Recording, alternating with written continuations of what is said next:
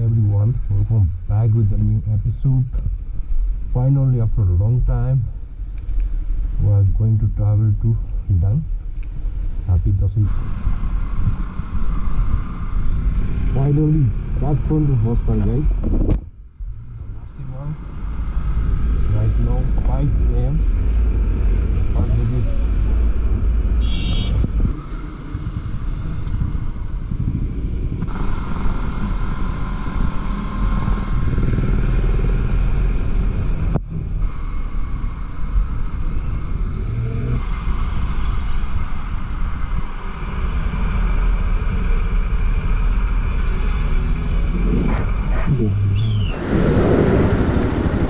So finally, हामीहरु अब moving cross गरेर पानी सानी खाएर फ्रुटहरु खाएर अब हामी जाँदैछौँ गाइस। राम्रो जानु होला, बाटो अलिकति डेन्जर नै छ, सो बी सेफ।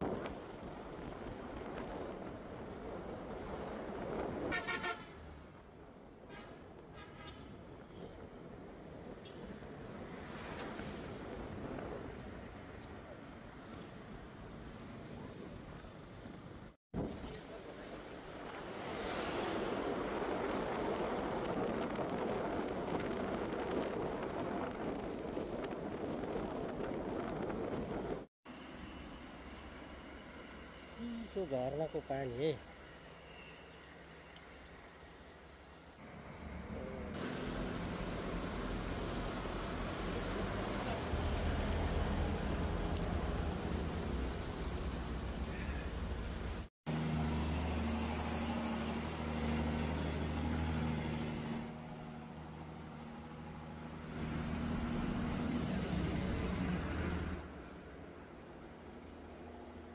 भिडियो भयो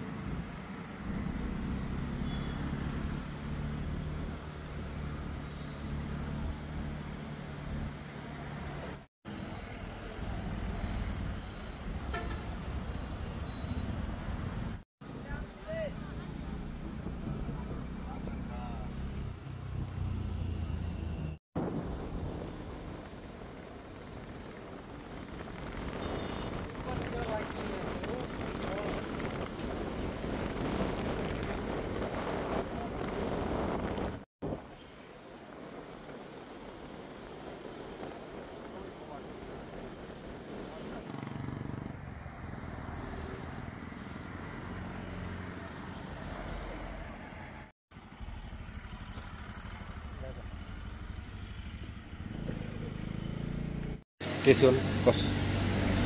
सो गाइस चितवनको फिस खाना ट्राई गर्दैछौँ बस्नुहोस् है अन्दै कस्तो छ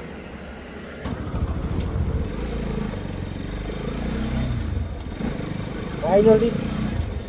we are heading to Chitor Saga House, अर्थात् Chitor राष्ट्रिय निकुञ्ज गाइस फाइनली सफारीमा जाँदैछु गाइस चितवन नेसनल पार्क हामी जब सफारी हुनेवाला छ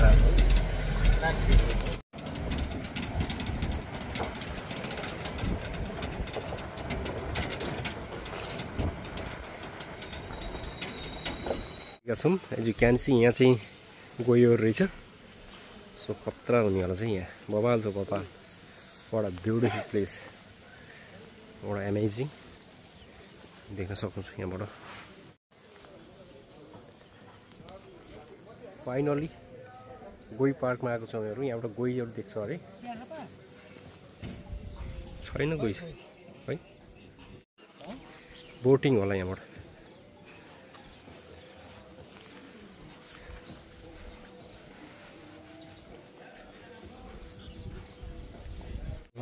Back with the new episode. Finally, I'm so Ramos, guys.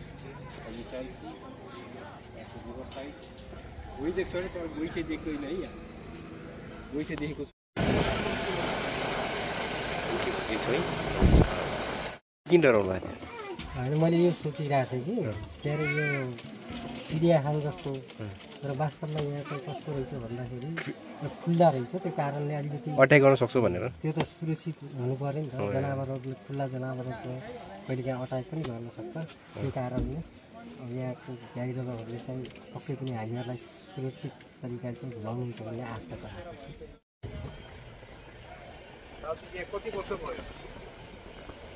मेरो उमेर चाहिँ अहिले 65 चितवन नेसनल पार्कमा कति वर्ष यहाँ कार्यकर्ताहरू काम गर्नलाई चाहिँ 42 वर्ष हुँदैन 42 वर्ष हुँदैन सरकारी नोकरी भए डबल पेन्सन भइसक्यो यो सरकारी नोकरी गरेन यो त हामी खुसीको मात्रै पर्यो निकुञ्जले चाहिँ हामीलाई ट्रेनिङ गरेर लाइसेन्स दिएको मात्रै हो गाइड नेचर गाइड गर्नको लागि खुसी हुनुहुन्छ हजुर अनि हामी जस्तो गाइडहरू अहिले जान्छौँ 500 जान्छौँ होला 200-300 जान्छौँ चाहिँ रनिङमा छ अरू 200 चाहिँ बाहिर देश कता कता छन् र अनि हामीहरू ती गाइडहरूलाई नेसनल लाइसेन्स दिने हो कुनै तल लत्ता बत्ता यताउति के पनि दिँदैन हामीलाई सरकारले र हामी जस्तो गाइडहरू कुनै होटलमा महिनावारी तलब खाएर काम गरेर बसेका छन्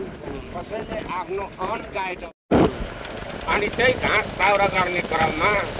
बेला बेला बाघले लैजाने खाने किराले मार्ने भालुले मार्ने वनहात्तीले मार्ने राणा मगर बुढालाई खायो राणा मगर अहिले हामी जाने जङ्गलमा सफारी गर्न जाने जङ्गलमा खायो यो कस्तो हो भने यो जालीहरू हेर्नुहोस् यो जम्मै वनहात्तीले भत्काएर हैरान गरेर अहिले पक्की बनाउन थालेका छन्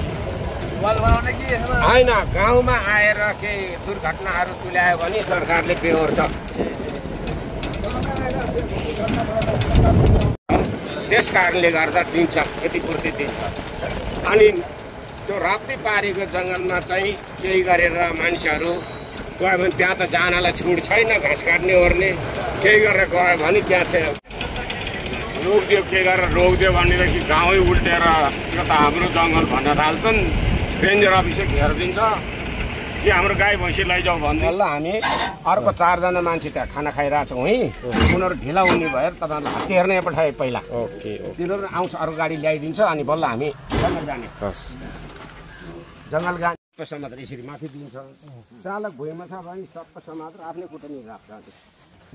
माथि हातबाट समात्र आफ्नै अगाडि भुइँमा राख्छ फाइनली हामीहरू हात्ती हेर्न जाँदैछौँ यहाँ चाहिँ है यो चाहिँ फर्स्ट स्टेपको यो जङ्गल सफारी त्यसपछि हामीहरू यो सकेर उता जान्छौँ जिउमा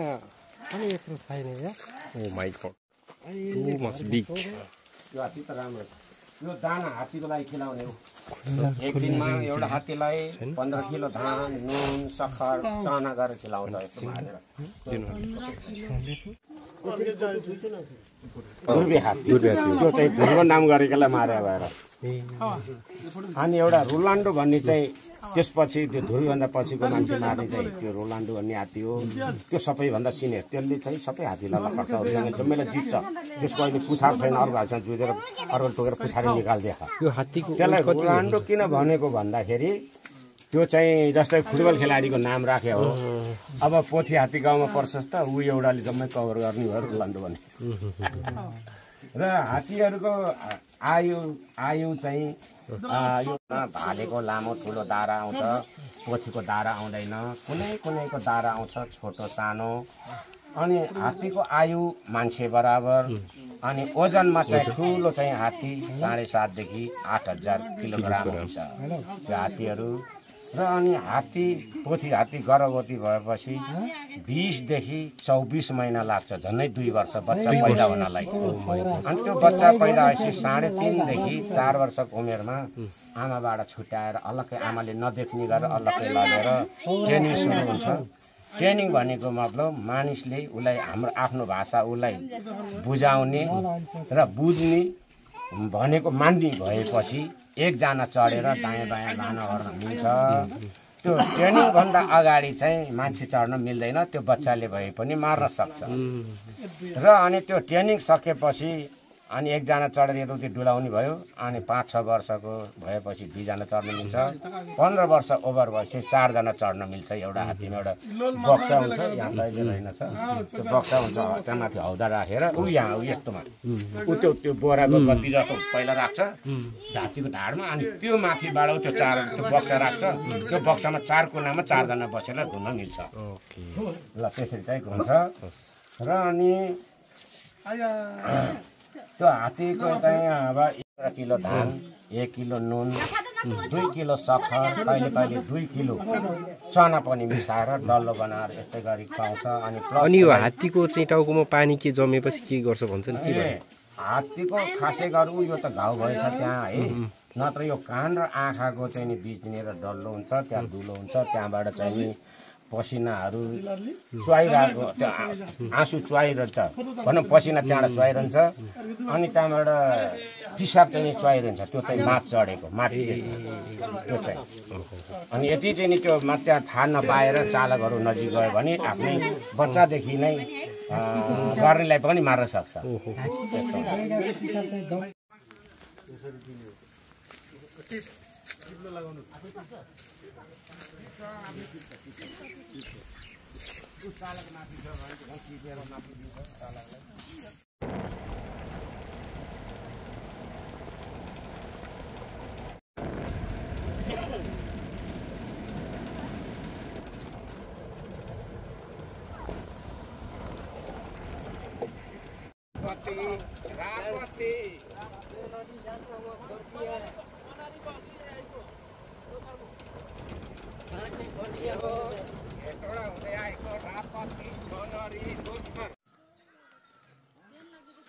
फाइनली हामीहरू अब चितवन राष्ट्रिय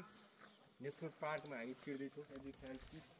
अब के सपिङ कुरो लिएर जानु पर्यो अरू यहाँ चाहिँ डोका बजार बन्द भयो यार मोबाइल डोका बजार बन्द